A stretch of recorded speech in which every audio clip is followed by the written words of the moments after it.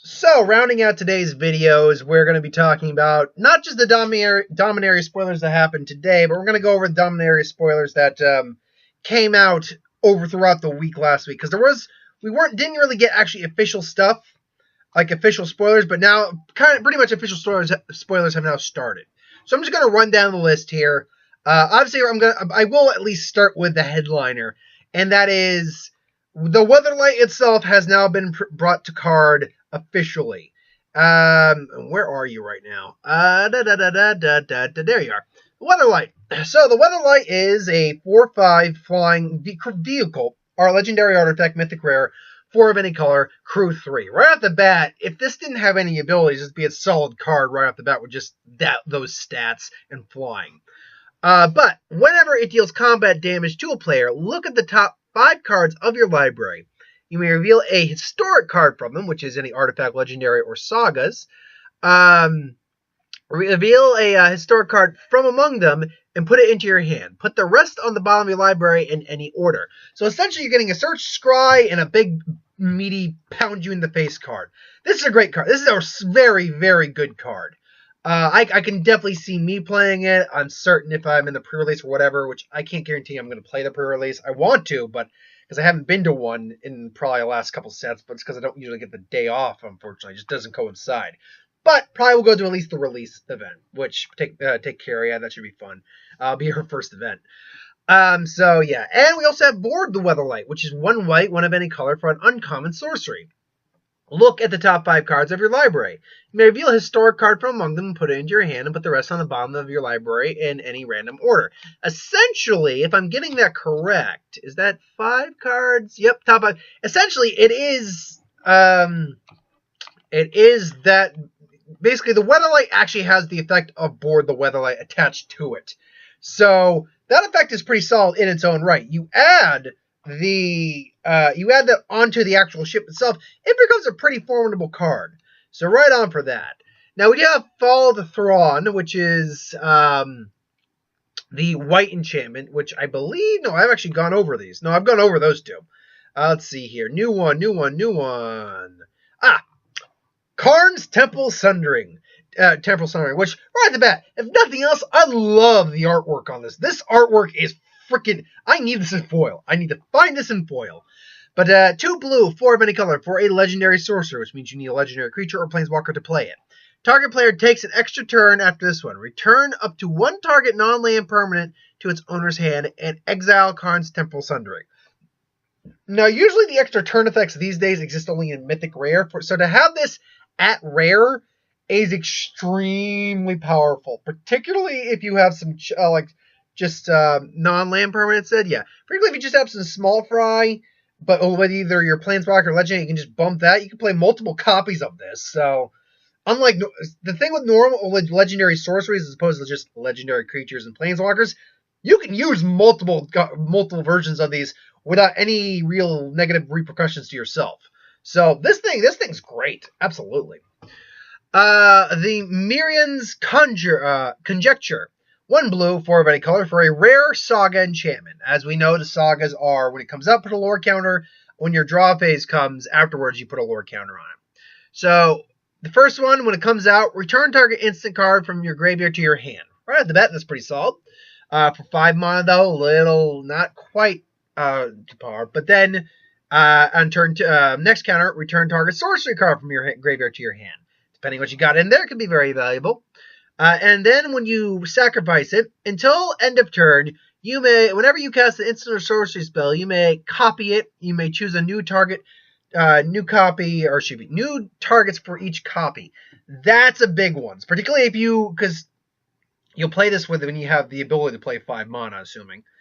That's pretty big because assuming you're running like lower cost, like sorcerers, enchantments, that could be a big win condition, because if you're, like, say, running a blue-red deck, you have a bunch of burn spells, you just burn. Hey, guess what? Burn. So those make new copy and choose new copy cards, those should never be underestimated. Time of Ice, 1 blue, 3 of any color, again, saga enchantment. When it comes out and on the second lore counter, tap target creature and opponent controls. If it doesn't untap during the untap step. For as long as, or excuse me, doesn't untap for as long as you control Time of Ice. And then return all tap creatures to your owner's hand on the third one. It's a nice little stall. It's not super amazing, but it's a nice little stall. I can think of better cards for cheaper. Cabal Evangel, 2/2. It's a bear. 1 black, 1 of any color for a 2/2. Standard card that you need. Cabal Paladin, 1 black, 3 of any color for a 4/2 human knight common. When you cast a historic spell, this card deals 2 damage to each opponent. That could get pretty nuts pretty quickly. That's actually pretty messed up in many ways. Because all you gotta do, especially if you've got 0 costing and artifacts, yeah, like I'm gonna play Memnite, and then I'm gonna play Ornithopter, Memnite, Ornithopter, Memnite, Ornithopter. What's the jellyfish from Conflux? The artifact that returns artifacts every time. So 0 return, 0 return, 0 return. Oh, oh, that's horrifying.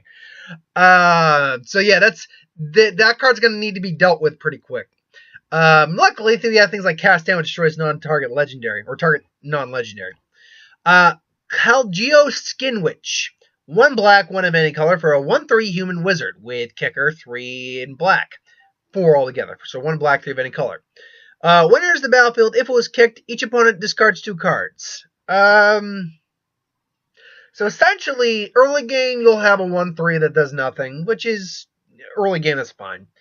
But if you manage to play it late game for 6 mana for a 1/3, it's going to have a Mind Rot effect.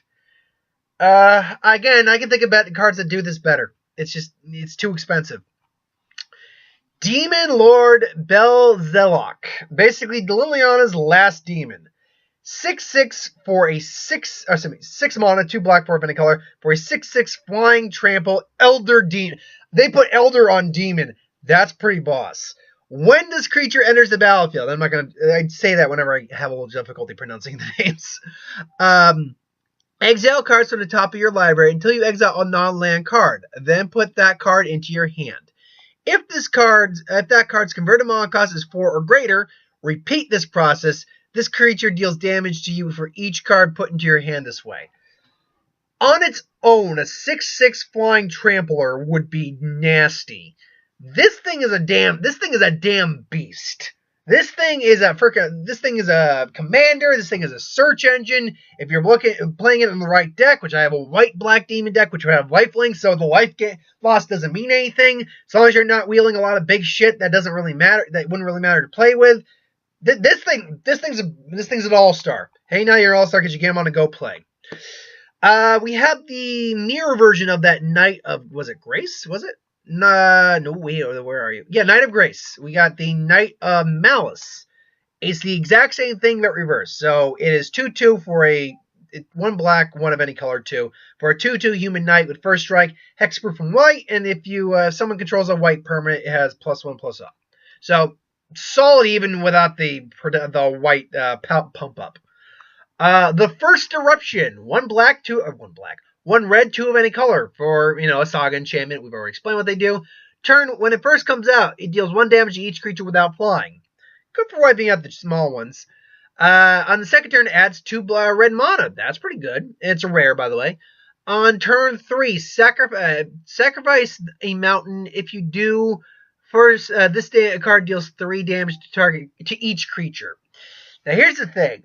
If that said player, then we might be talking here. Then this thing would probably be actually bumped at the Mythic, because then you could just burn your entire opponent out with your entire lands. So, yeah.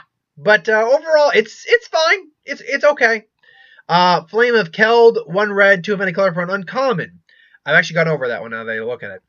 New Planeswalker, Jaya Ballard, the OG Pyromancer, who functions differently than Chandra does. 3 red, 2 of any color for a 5 loyalty legendary Planeswalker, Jaya. And I'm just going to, because I'm having a little difficulty reading the size print without enlarging it. There we go. +1, add 3 red mana to your mana pool. Spend this mana only to cast instants or sorcery spells.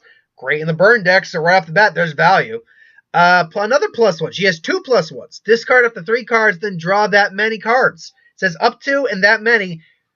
perfect hand recycling, and she has it's a plus ability. Right at the bat, those two abilities are fan-frickin-tastic. Particularly that draw ability. The fact is you get to choose what you don't want to keep in your hand and draw the exact same. You can literally reset your hand. She is fantastic at that.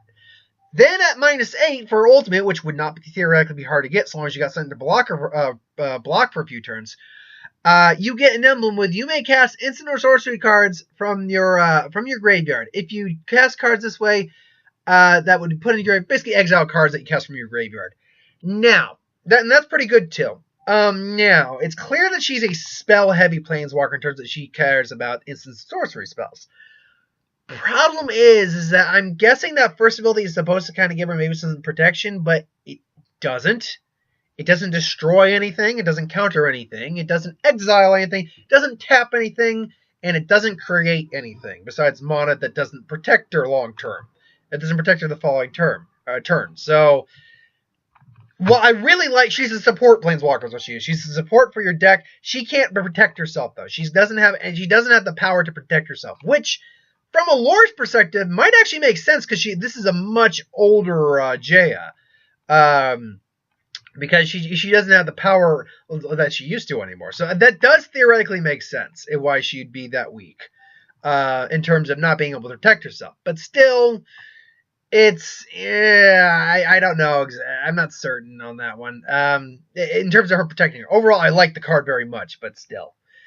Then we have the crew of the WeatherLight. Avar the Cursed. A 3/3, white-black for 3 of any color. Excuse me. One white, 1 black, 3 of any color, 3/3. Death Touch and Lifelink. Off the bat, right at the bat. That's usable in its own right. Other legendary creatures you control get +2/+2. You even have 1 or 2 other legendaries, which you would put theoretically in this. Especially if you're in a sealed. You could do some serious damage with this guy. This guy is a serious pumper. Jaya WeatherLight Captain. The captain of the WeatherLight is 1 white, 1 black, 1 red, 1 blue, 2 of any color for a 3/3 human artificer. Whenever you cast a historic spell, draw a card. It's a mythic rare. I don't get that. The one I just went over, the Death Touch Lifelink, gives other legendaries +2/+2, 3/3 Vampire Knight. He's an uncommon. For a 3/3/4, whenever you cast a historic spell, you draw a card. It's good. Let's not mince words about this. It's good. But mythic rare good? It's rare good. I'd say it's definitely rare level good. A 3/3/4 on its own is probably at least common to uncommon. Yeah, now you had the color combination in there, then it'd only be a common. Then you had that effect there. I can see rare, definitely. Mythic? I don't quite get it. I do not quite get it. Raph, captions ship's mage. It's basically same stats actually as Giora, but except it's white blue instead of a blue red. 3/3 flash flying. It casts historic spells as those they had flash. So good for it. It's powerful. The Flash's ability I don't really use, but I understand it's quite powerful. Shayna, she says Legacy. I think I've already talked about that one. Slimefoot, the Stowaway. 1 black, 1 green, and 1 of any color for a 2/3 fungus. Legendary creature. Whenever a sapling you control dies, Slimefoot, the Stowaway deals 1 damage to each opponent, and you gain 1 life. Pay 4 and create of any color, and create a 1/1 green sapling creature token. And a sapling deck, which I have, and I might add this guy in. This thing is a beast. This thing is nuts. Otherwise, it's pretty okay. It's pretty. I mean, its stats are fine. 3 mana, 1 of each color, two different colors, and 1 of anything for 2/3. That's perfectly fine. Teferi, Hero of Dominaria, is a white-blue planeswalker for 1 white, 1 blue, and 3 of any color. 4 loyalty. Legendary planeswalker. Now, this is translated from the Russian, so this might not be 100% correct at the moment. Draw a card at the +1. Draw a card at the beginning of your next end step. Untap 2 lands. That's interesting. It basically frees you up for instances, working. Yeah, instances. Yeah, instances. -3. Put target non-land permanent into its owner's library, third from the top. So it can protect itself. That's pretty good. I get it too. It's manipulating time, so you're maybe being thrown back in time a little bit. I get it, because he's a time mage. And then -8, you get an emblem with whenever you draw a card, exile target permanent and opponent controls. Whenever you draw a card. Okay. If you can get to that ultimate, which takes a lot. He starts at 4 and only has +1. But it's 8, so you need 4 turns, 5 to actually activate it. Assuming you're not using cards that pump up his loyalty. But, no, I mean, that's pretty solid. I like him. I mean, of the 3 Planeswalkers I've seen, or 2, I should say, of the 2 Planeswalkers I've seen so far, I don't know, honestly. I mean, I like them both. I know Karn's going to show up. That's tough. I might lean towards him, even though I could find a place for both of them. I like his kind of effects more. Red's like my 3rd favorite color, so it's like I go blue, green, and red. He kind of supersedes her just by having blue in it, but yeah, that's not bad. Tiana, ship's caretaker, is an angel artificer and a 3/3 for 1 white, 1 red, and 3 of any color. Flying and first strike. Right off the bat, that's usable at uncommon.